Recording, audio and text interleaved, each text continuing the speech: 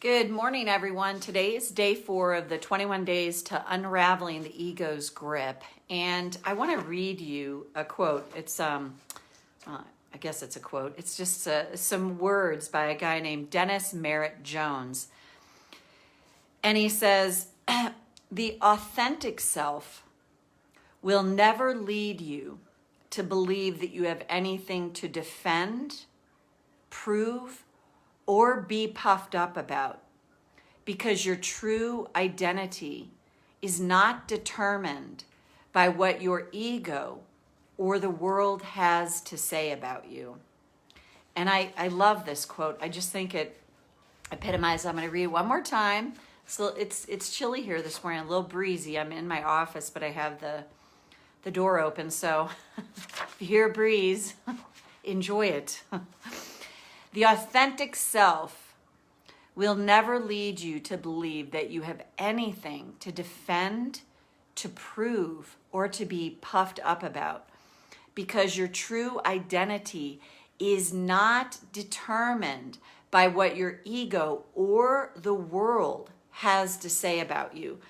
And why I love that is it just epitomizes to me, even in the personal development world, the culture that we live in, that's all about you upgrading yourself, up-leveling yourself. Even those words are used. I've used them before too. And again, what I would say is it's the words themselves don't matter. It's just the energy behind it. If it's like, I've got to upgrade myself, I've got to up-level myself, and there's this angst or something like that about it, that's the ego talking. That's the ego telling you. If you're like, on the other hand, if I just saw a little bit of my ADHD pop in there. I'm sure I would have been diagnosed with that when I was in school, if it had been a thing when I was little. And here it is again. But the ego will basically say, you should up-level, you should upgrade yourself, you've got to transform your life. But the authentic self will go through inspiration. You'll get an impulse, that quiet voice that says, pick up that phone, make that phone call, write that copy, send out that email, whatever it is, call that friend. Years ago, I had a really good friend. I was in my 20s and I was living in Chicago at the time. I could not get her off my mind. Hadn't talked to her in forever. Couldn't get her off my mind. So I called her and left her a voicemail and just said, hey, I can't get you off my mind. I've been thinking about you. Just want to make sure you're okay. Yada, yada, yada. I didn't hear from her for about a week. And then I got a phone call from her and she said, it was so wild. At the exact time that you called me, I was in the hospital dealing with this health issue.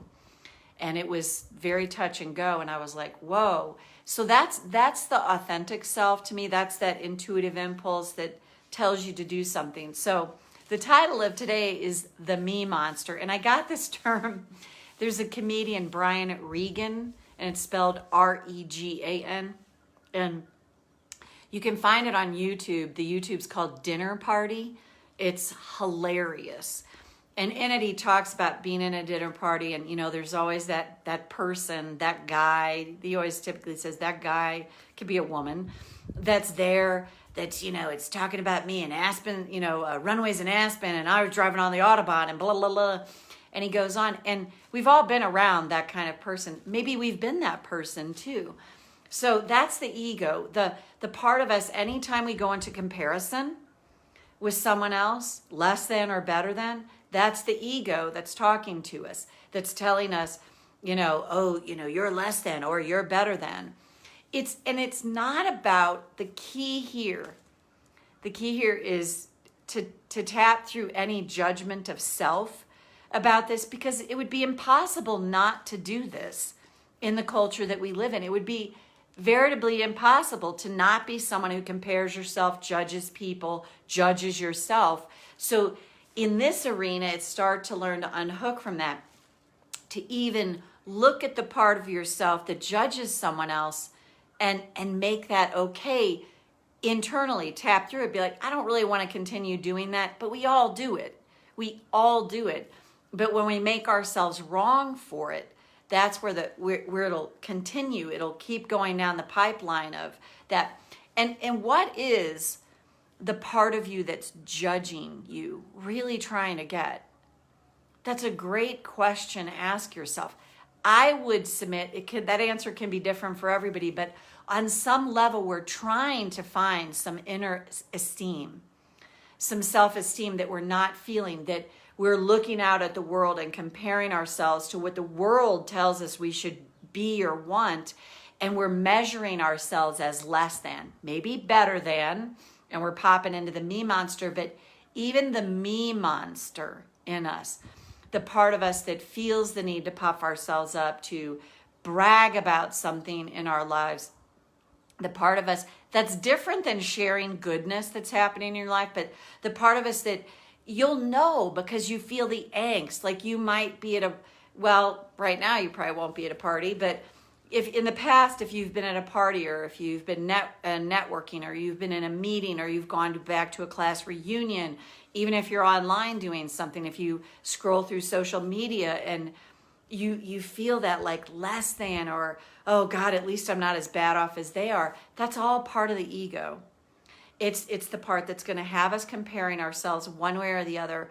It's the part that's going to tell ourselves, when someone asks you, what do you do for a living? And if you're embarrassed to say it, that's the ego. If you could, whatever you do, say it, and you're just like, that's what I do. And even if someone looks at you like, that's what you do? Really? That's that person caught up in their own ego. But we forget this often because we're enculturated in this world that we live in to think that our value and the measure of who we are comes by what we do for a living, what we have. And again, back to the car we drive, the house we live in, all that. And again, any of those things in and of themselves, there's nothing wrong with them. But it's what's the drive and the impulse behind that, in the having of that thing. Is it to feel better about myself? Is it to tell myself I've made it, I've arrived, I've finally gotten there? That kind of thing. And the other thing is, if there's something in your life that you've really wanted for a really long time and it's not coming into being, the ego would tell you, well, you're attracting it wrong, you're saying it wrong, you're doing it wrong, you're all that again. But is that really the truth? What if that thing that's not coming into being, and maybe it's many things, is not happening because there's still something to learn? Maybe you're meant to go deeper and remove yourself from this ego culture that we live in and go within and find that value within yourself without all that stuff. And kind of the fascinating thing that happens is when we find it within, then sometimes, many times, those things can come to us, the physical things that we want in the outside world, because we're not attached to them anymore. We don't have to have them as a measure of who we are. We don't have to have them to say, hey, I've arrived, I've made it, I've this, I've that. So something to consider. So for the tapping, think about yourself. And this is a step in finding that ego voice within you, is when you notice it. If you notice your own little me monster, if you notice that voice in you that if you're like, oh, I've got to say this, I've got to tell them I do this so that they think better of me. It's the awareness and the noticing of it that are huge. Just the noticing. It's very likely you're going to judge yourself at first. And that's the first thing you want to tap on is, wow, I'm really judging myself for this. I'm making myself wrong. I see that I'm feeling insecure.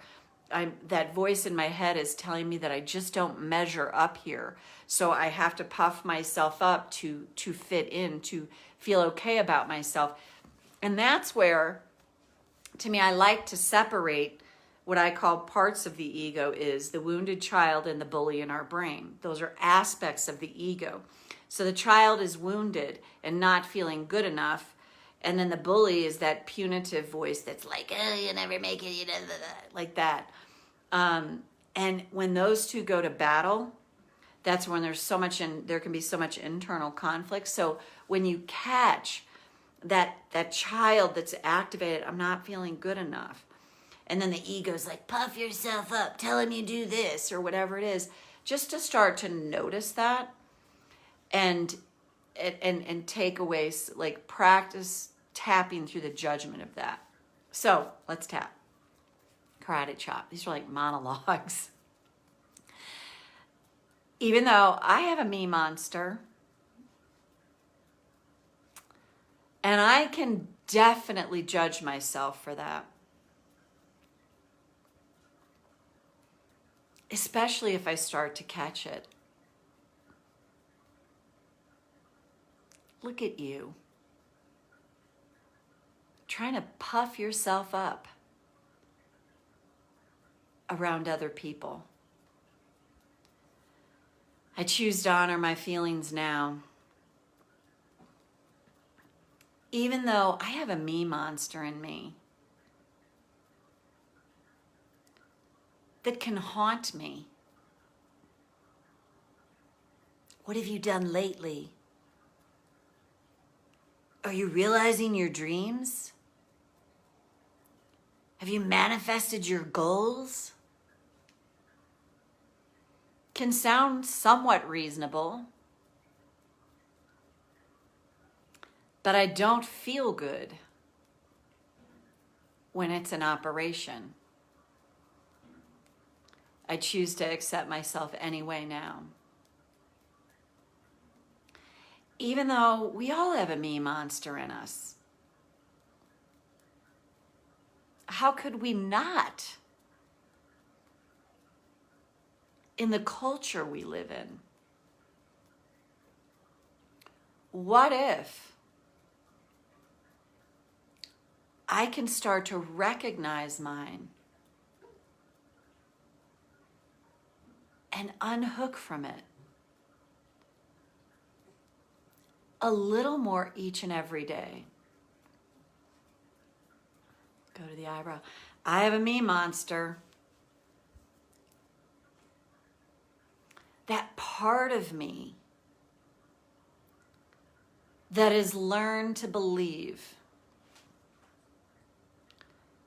that I am my accomplishments, I am what I do, I am what I have. And what if I can give myself just an ounce of compassion?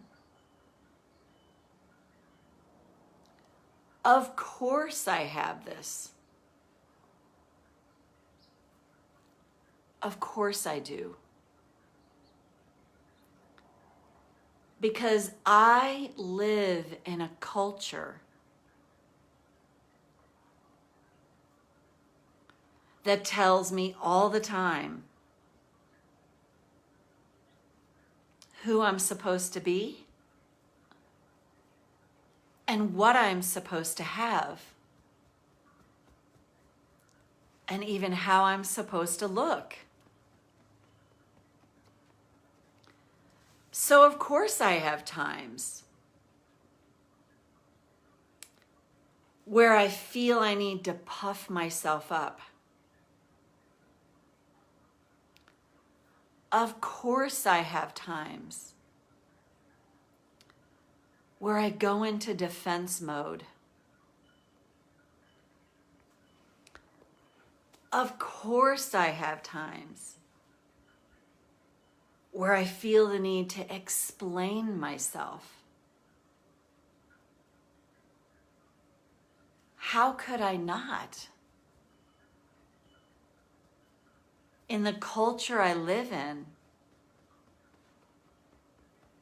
it's all about creating a stronger ego. instead of going deeper within and listening for my authentic self. That often quieter voice that's not puffed up at all, that's softer and kinder and forever patient, just hanging out, waiting for any time I want to connect with it. And what if the more I unhook and unravel that ego's grasp in my life, what if that creates the space for the authentic self to be heard more? And take a breath. And again, if you found that helpful, tap on it as many times as you need to. And I'm just going to read this quote one more time by Dennis Merritt Jones.